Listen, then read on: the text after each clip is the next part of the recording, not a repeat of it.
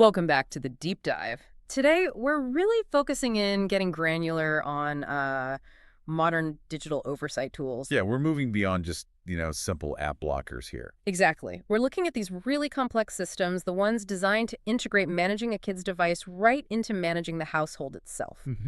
So, our mission today is a full breakdown, really getting into the nuts and bolts of the parental control Kids Security app. It's from Kids Security LLP. Right. We need to understand exactly what it does beyond the marketing speak. We're talking real-time listening, even what looks like a kind of digital chore chart linked to screen time. It's definitely got layers. And to really get it, you have to start with the setup. It's less one app and more like a synchronized monitoring system. Okay, so how does that work? The parent installs the main app. Yeah, the parent puts kid security on their phone, but, and this is crucial, for the whole thing to actually function, for that constant visibility and control, there's a technical link that needs to happen. Ah, and that involves the child's device directly, doesn't it? They have to install something too. Precisely. The child needs the companion app. Our notes say it's usually called Tigro or maybe Tigro Chat, depending. Okay. And look, this companion app isn't just like a lightweight version. It's the key. It's what gets the necessary permissions, the deeper access on the child's phone or tablet OS. Right, the kind of access a normal app wouldn't get. Exactly. It's the client app, maintaining that constant connection needed for live location, for device lock features, for setting those loud system alarms we'll talk about. Things a single parent-side app just couldn't pull off alone, especially on, say, iOS, which is pretty locked down. That makes sense. It's like integrating deeper into the system. Okay, let's unpack this, starting with the foundation. Physical safety, location tracking, what's the core safety net here? So the core is built on, well, reliable real-time data. You've got the basic family GPS locator, that's your dot on the map, pretty standard stuff. But the real power, I think, comes in two ways. Predicting issues and looking back at patterns. Predictive. That's about making it easier for the parent, right? So they're not constantly checking the map. That's geofencing, yeah. The app calls it child monitoring. The parent draws these safe zones on the map, home, school, maybe a friend's house. Okay. And the critical part is the timing. It's an instant alert the second the child crosses that digital boundary, entering or leaving. Instant. So if they leave school early, bam, notification. You know it immediately. It turns passive tracking into something active, something you can potentially intervene on right away. That immediacy, yeah, I can see why parents would want that. But what about looking back? Checking patterns, not just single events. Right. That's the retrospective side. That's the movement history.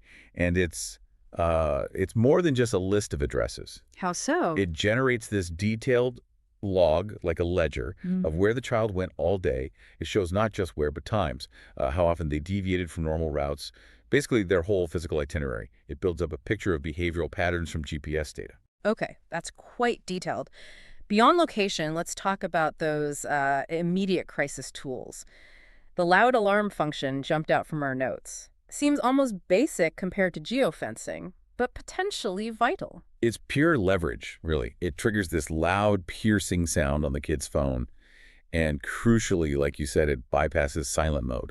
Even if the phone is set to vibrate or completely silent. Completely silent, doesn't matter. So if the child is genuinely in trouble and can't answer, or, the phone's just lost under a pile of laundry, the parent can force it to make noise. It cuts through whatever settings the child has put on the device. It's forced audio disruption. And tied into that, the simple battery control feature seems small, but if the phone dies... everything else stops working. Right. So having that real-time display of the kid's battery level is actually quite important. It's preventative. Lets the parent say, hey, plug your phone in before it goes dark. Exactly. It's simple data, yeah, but it's essential for keeping the whole monitoring system online. Okay, so we've covered the physical safety net location, alarms, battery.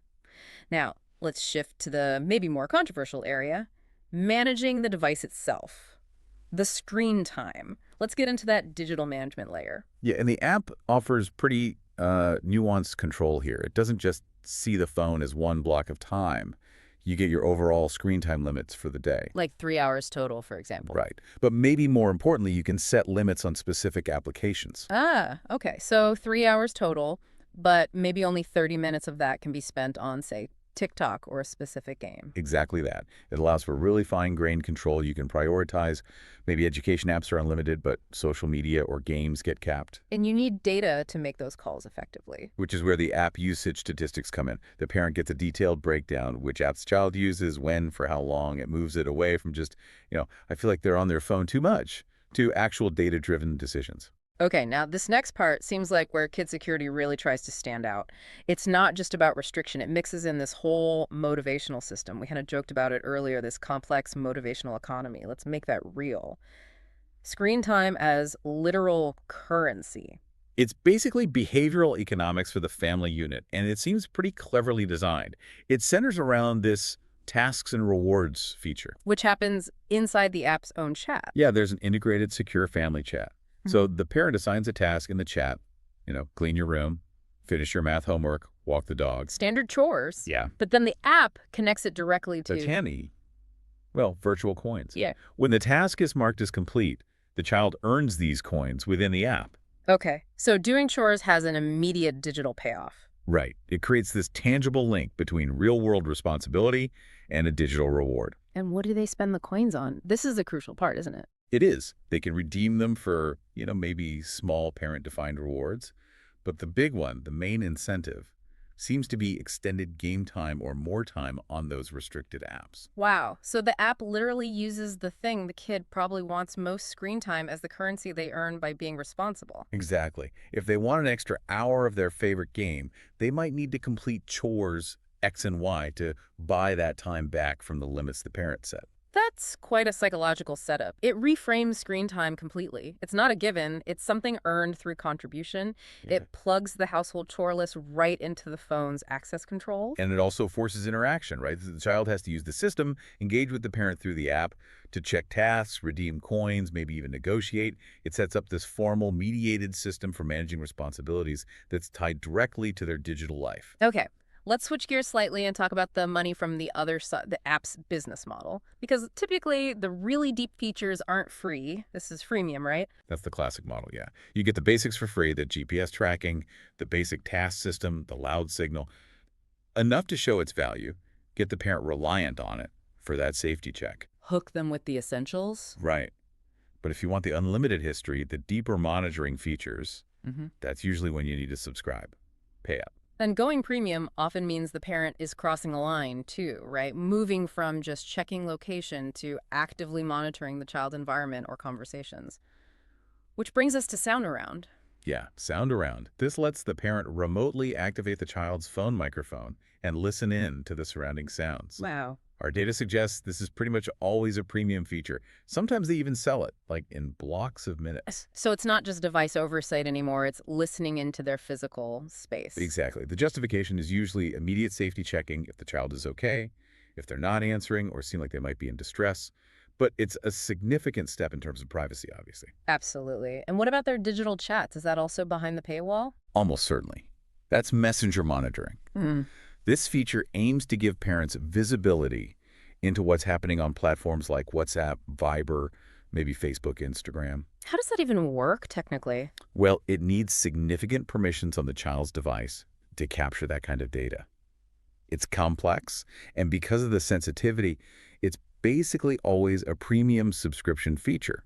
We're talking potentially huge amounts of data text, maybe media shared, who they talk to most. Okay, so if a parent does decide to pay for the premium subscription, monthly or annually, what exactly are they unlocking? What's the full package? They're buying the full data feed, essentially, Yeah. Unrestricted access. So that usually means unlimited movement history check patterns over weeks or months. Right. They get that live or unlimited access to Sound Around, the audio monitoring, and crucially, unlimited viewing of the monitored messenger chats. Plus, full access to all the screen time controls, setting those specific app limits we talked about, and seeing all the detailed app usage statistics that inform those limits.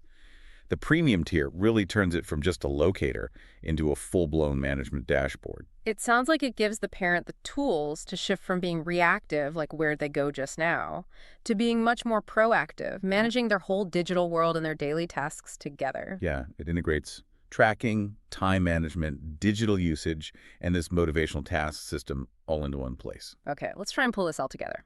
We started asking, what can this app actually do? And the answer seems to be a lot. Mm. Real-time location, yes, but also geofencing alerts, crisis tools that bypass silent mode, deep dives into exactly which apps are used and for how long. And then that really unique part, building this closed digital economy where chores earn screen time. Right. It's a complete package, integrating oversight with motivation. And that integration, that's really the key thing, I think. Which leads us to maybe a final thought, something for you, the listener, to chew on. Okay. Given that this system directly ties doing chores, homework, basic responsibility to earning digital leisure time.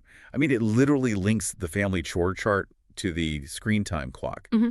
How does that fundamentally reshape a child's relationship with technology and maybe even with responsibility itself in the long term? That's a heavy question. Does it build good habits through structure, or does it just make everything transactional? Does it add a weird layer of digital friction to just being a family? Something to think about. Definitely something to think about. That was our deep dive into the mechanics of kids security. We hope you feel better informed about what these tools really entail. We'll catch you next time.